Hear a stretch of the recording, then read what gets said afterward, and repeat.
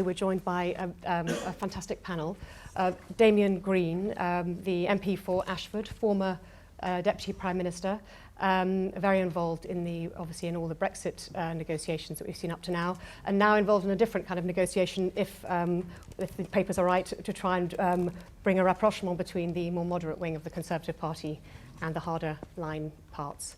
And Syed Kamall, who is the Professor of International Relations and Politics at St Mary's University, also the Director of Studies at the Institute of Economic Affairs, and formerly, until May this year, MEP representing London.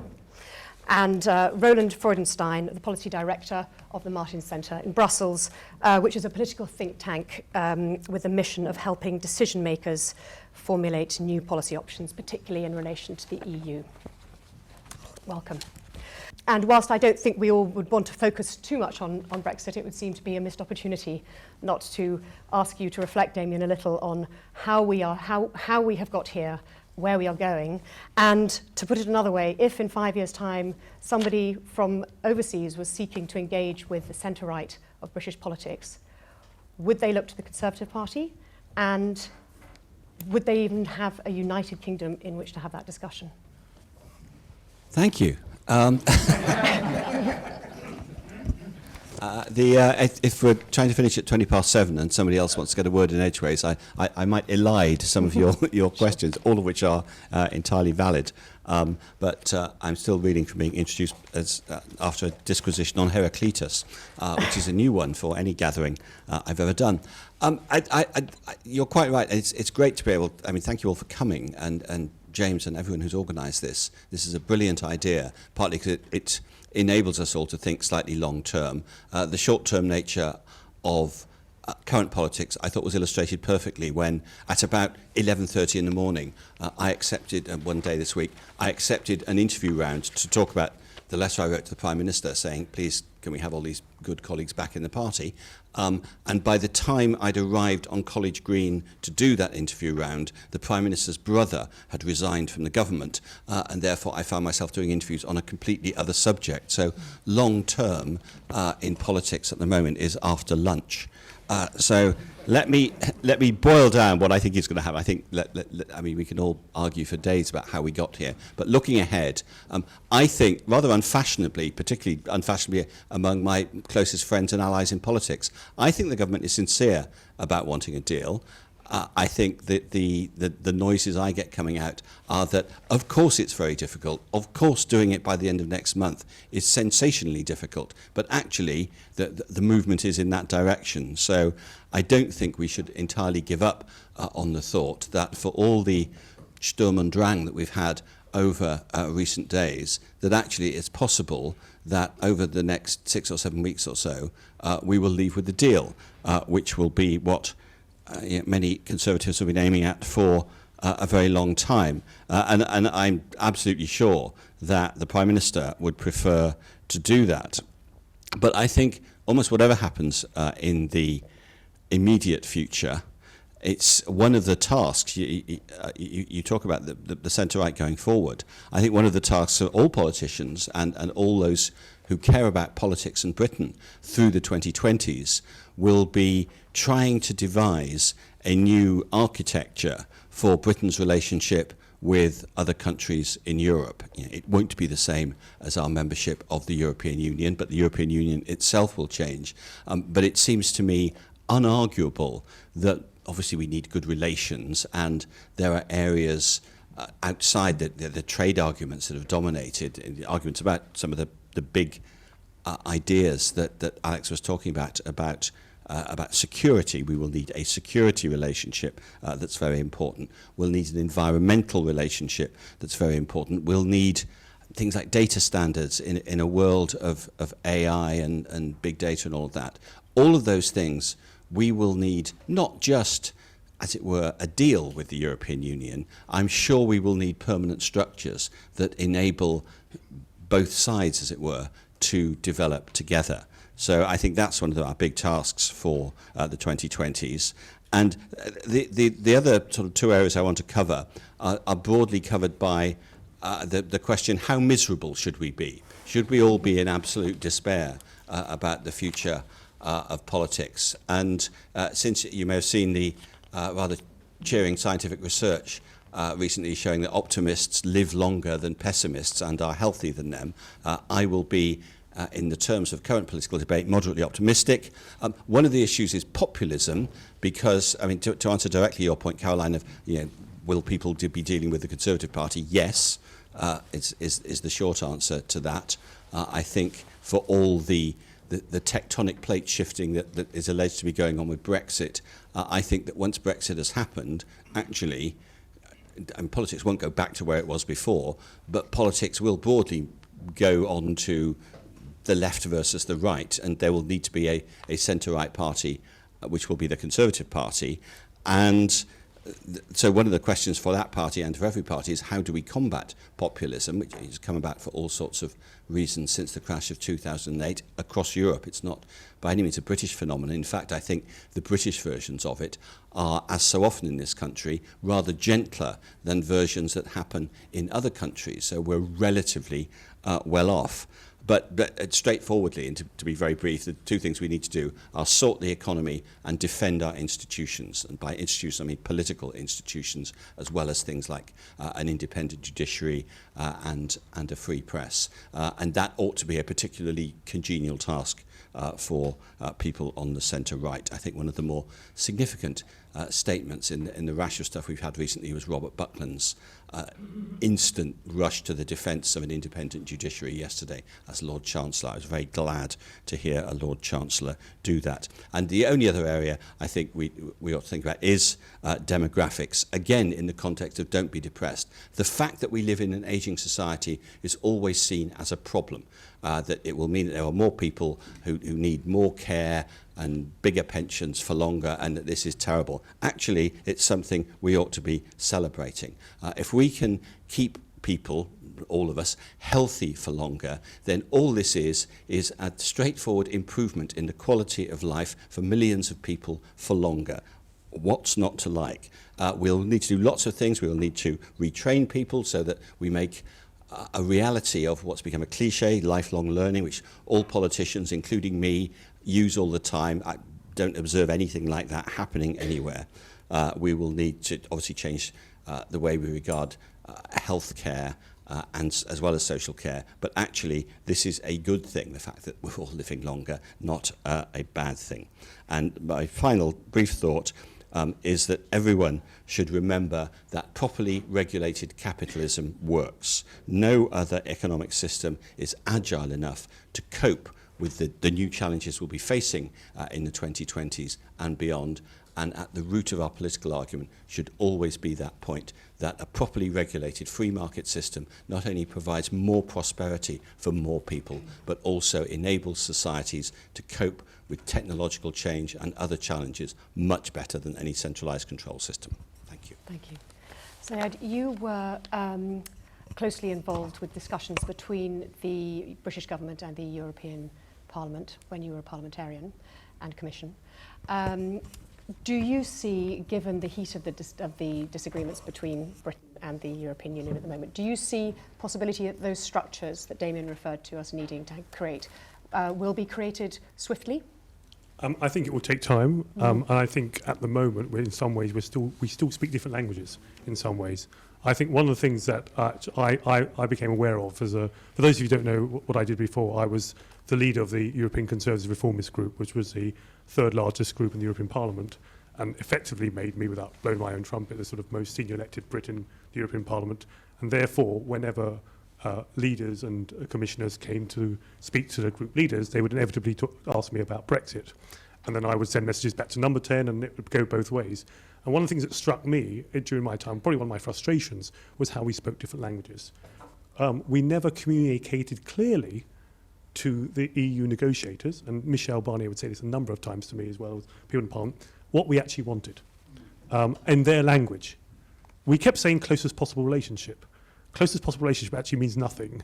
And what I think they wanted to hear was templates. Which template do you want? Is it Canada plus plus plus? Is it EA minus minus, or EA minus or whatever? Interestingly enough, the agreement that came through is seen now as a sort of customs union plus or customs union minus. So that's why they were able to agree on that. bizarrely, it's the UK could say it's the closest possible relationship, whereas the EU could say, actually, we understand this in terms of our existing templates, as it were.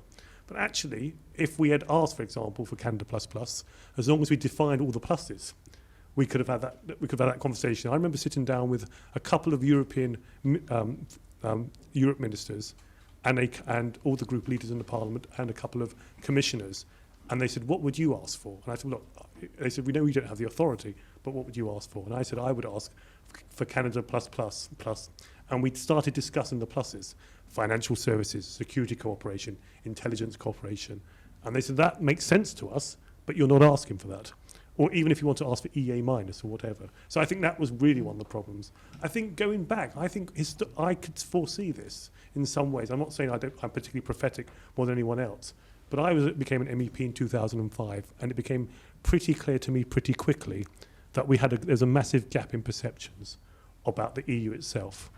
Speak to my colleagues who want further political integration. Some would talk openly about the United States of Europe, for example. Some would talk Federal Republic.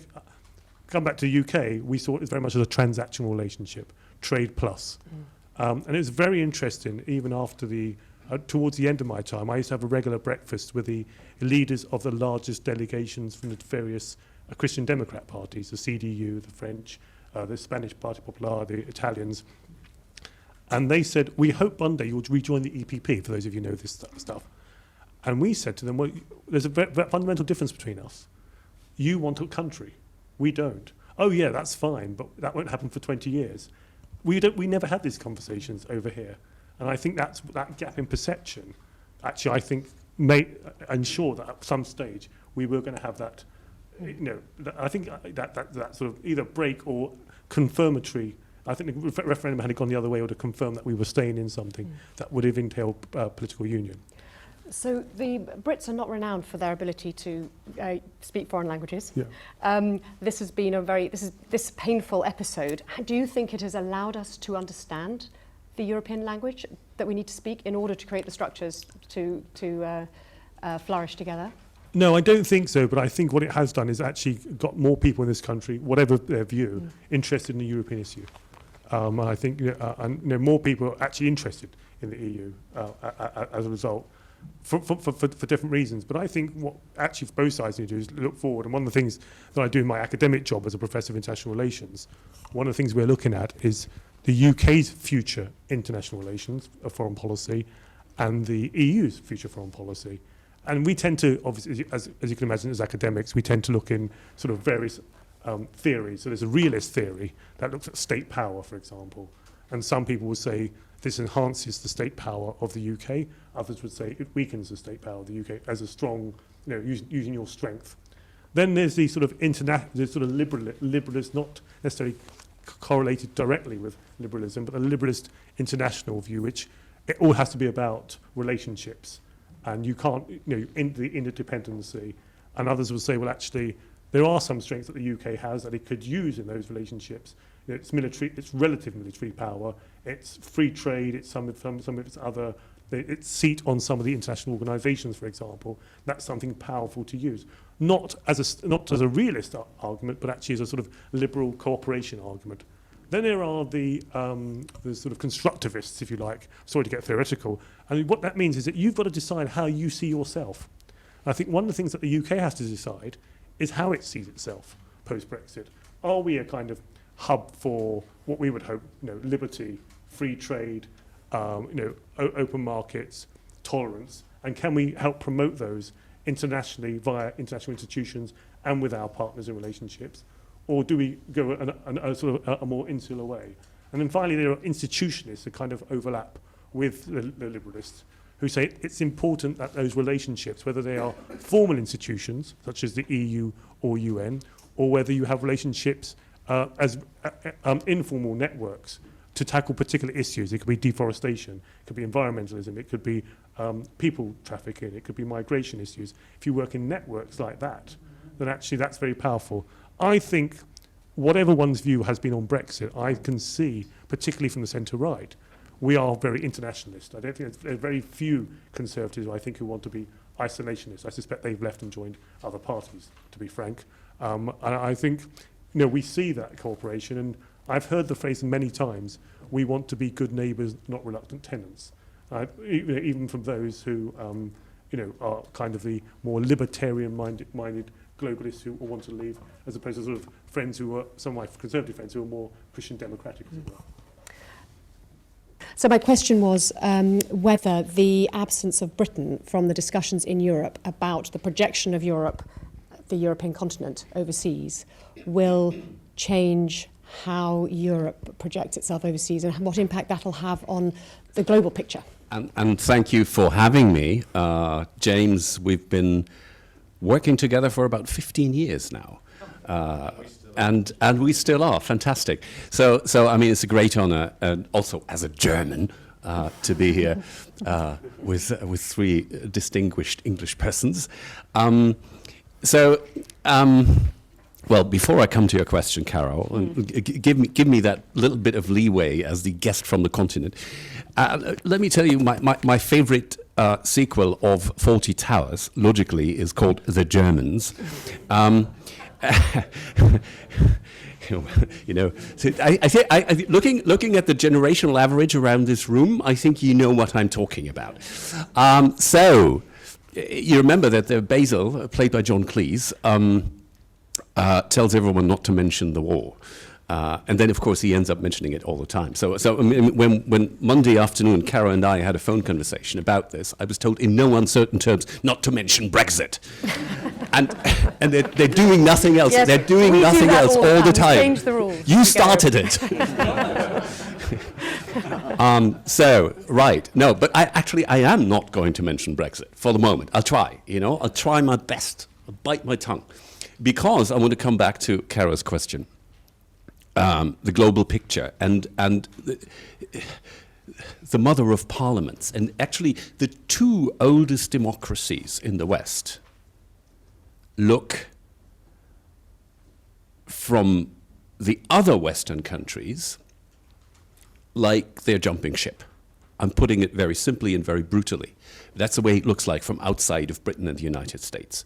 So, when I looked at the five topics of IN2030, I immediately thought that there is a sixth one, which I would put very high up on the agenda, which pops up in two of the areas, in the security and in the digital one, but I would seriously give it a separate column, and that's the future of liberal democracy, which is threatened from the outside of the West by Russia and China and non-governmental actors. But I mean, will you wait for China? China is beginning to make its influence felt inside our democracies with different means than Russia, but probably in the long term no less effective for the sheer amount of power, especially economic and financial power behind it. All right, that's one sector, the external ones.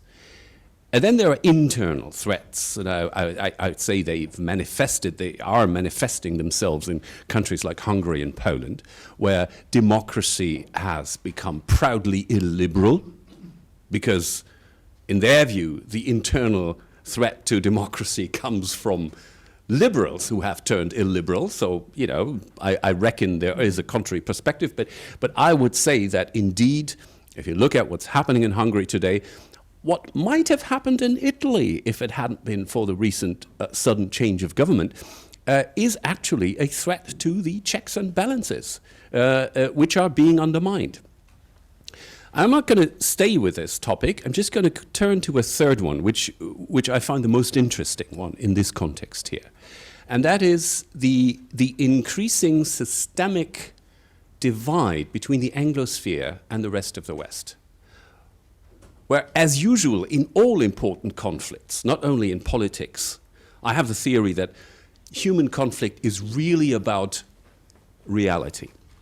It's about who has their feet firmly on the ground and who is in la la land, and who owns the future and who is stuck in the past.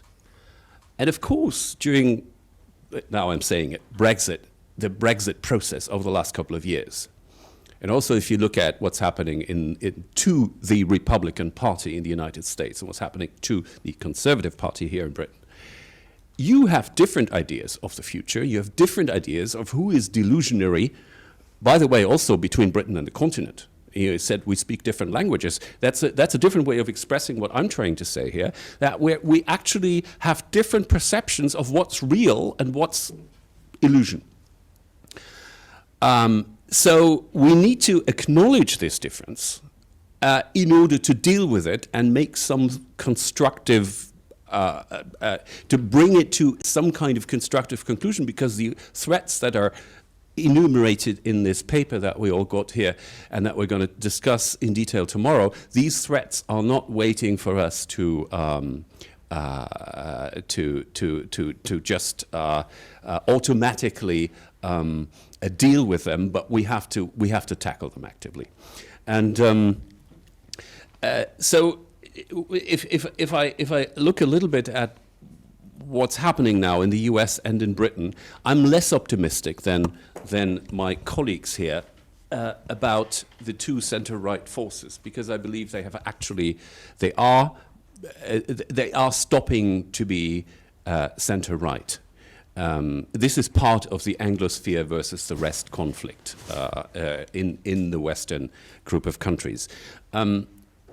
You know, frankly speaking, the Republican Party in the United States has been taken over by Trump, who originally was something like a third party, but due to the electoral system, he had to take over the Republican Party. And it's been Tea Partyized, if you want, although, of course, Trump is actually one rotation of the screw further away from the classical center-right than even the Tea Party. And I think if I read the situation right here in Britain, what Boris Johnson is trying with the Conservative Party is something similar. He is trying to actually transform it into something that it has never been. Resentment-driven, anti-elitist force with a very strange mixture of economic strategies, mixing neoliberalism and protectionism. Essentially anti-migration, a sovereignist, and even to the point of distrusting international institutions, and potentially opposed to checks and balances. You know, the enemies of the people headline, you remember that some time ago with the three judges on the cover of the British Daily, enemies of the people. I think, and correct me if I'm wrong, but Boris Johnson is doing that to the House of Commons at this very moment. He's not using those words, but he is bringing direct democracy in counterposition to representative democracy. And that is going to the basis of checks and balances, and to have this in the oldest democracy in the world is indeed alarming. As I said, one element of this new divide between the Anglosphere and the rest is that the center-right has actually ceased to exist, or is about to cease to exist. Sorry to be so gloomy, but spot the German. Forgive me for that. I think it's my task here to bring a little bit of realism to the debate. So what's the conclusion? Now, obviously, well, governments will have to negotiate deals, and however Brexit will look like, we will get to some kind of structured relationship between the 27 and Britain. I hope the kingdom stays united, and we will have to, of course, cooperate in areas such as data, such as security, such as trade, and all the other fields that were mentioned here, environment and so on. But besides that, don't forget civil society. Well, actually, the IN2030 is one of the outgrowths of this effort to accompany the political attempt to deal with the challenges ahead, which are exacerbated through Brexit, to accompany them and complement them by an effort of civil society. Networks, think tanks, political parties, networks of individuals That is the stuff of which the future of the West is also made, beside government policy. So congratulations on this. And I think despite the gloominess that I try to inject here, I do think that we are still capable of coping with the main challenges ahead. Thank you. Sorry, can you hear me better now? I've moved my mic the other side. Is that Otherwise, better? you get it back. Yeah, I'll get it back. The phrase, I'm going to pick particularly a phrase that you used, which is "correct me if I'm wrong," and I could see, some frowns and some quizzical looks on my left-hand side from both of you, to come back on some of the points that you made, particularly about populism in Britain. There was one point, I think where I disagree with your view of reality, is that you seem to think that sort of Trump and Boris Johnson are much the same. And this is a widespread misapprehension, but it is a misapprehension. And very specifically, the two examples you use, I think, illustrate it perfectly. One of the big differences between the British government and the American government is about free trade.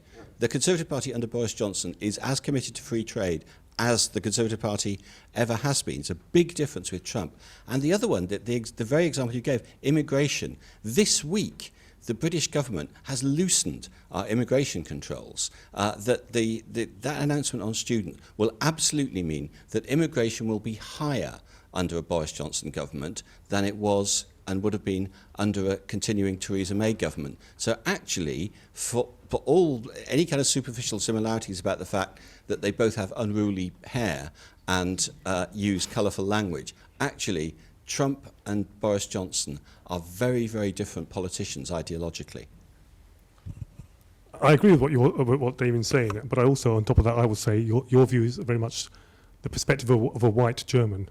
I was in the EU for 14 years, and one of the things that struck me was just the discrimination and I mean, if you wanted to see black faces in the EU institutions, you had to look at the cleaners or the security guards.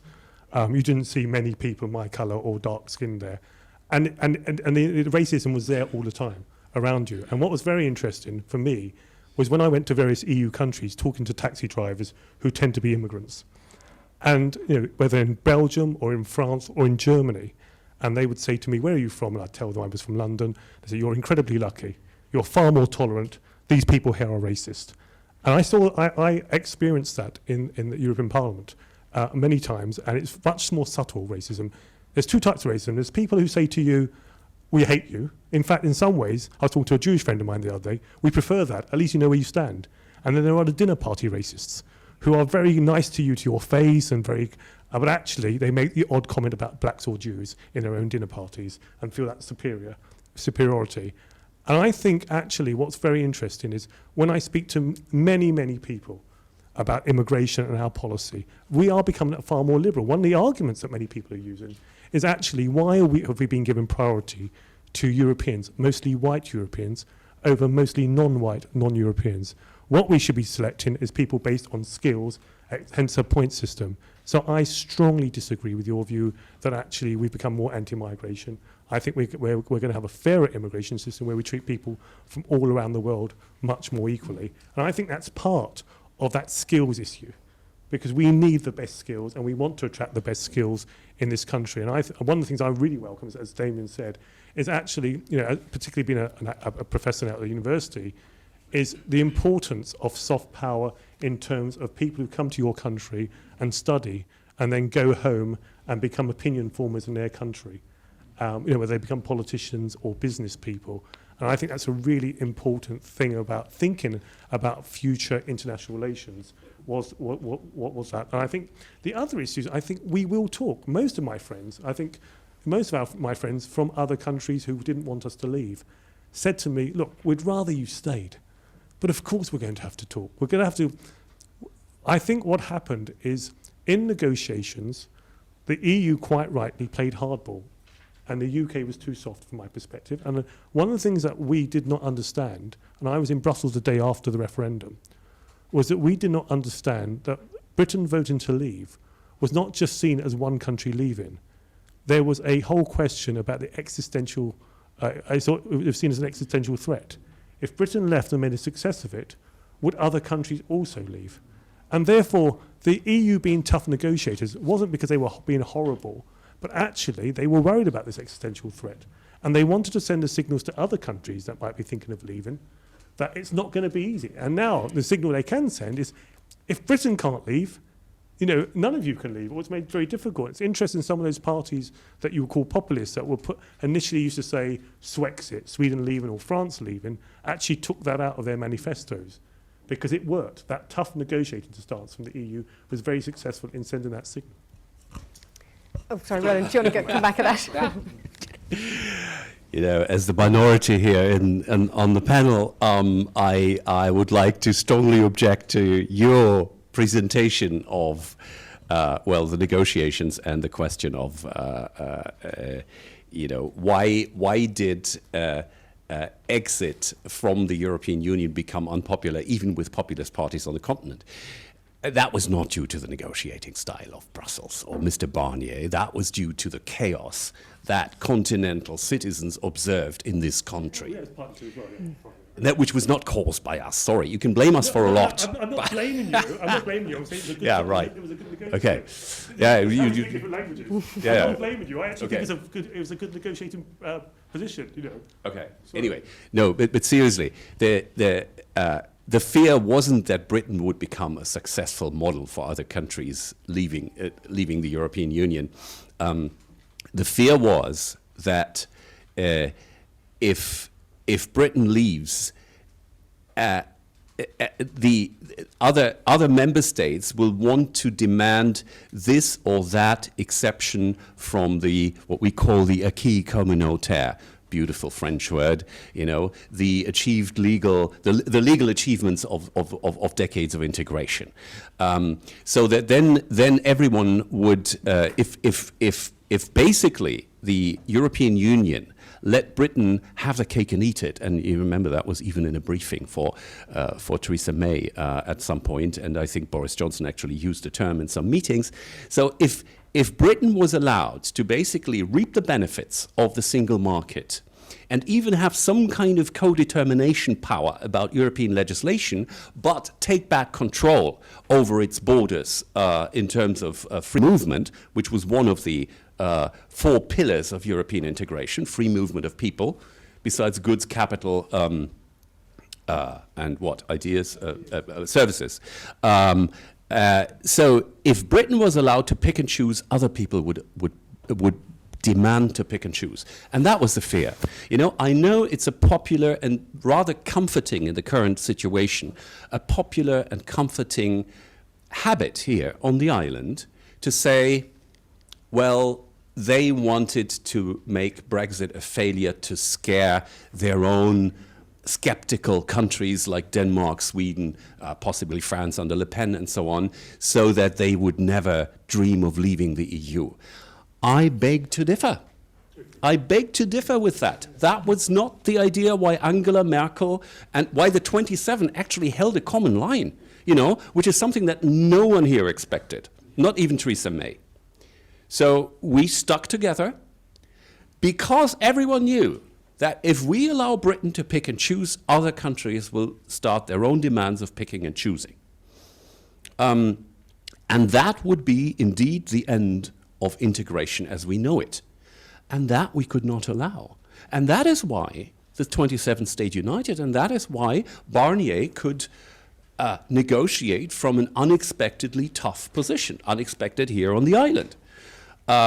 So, you know, we have 2 different versions of reality here.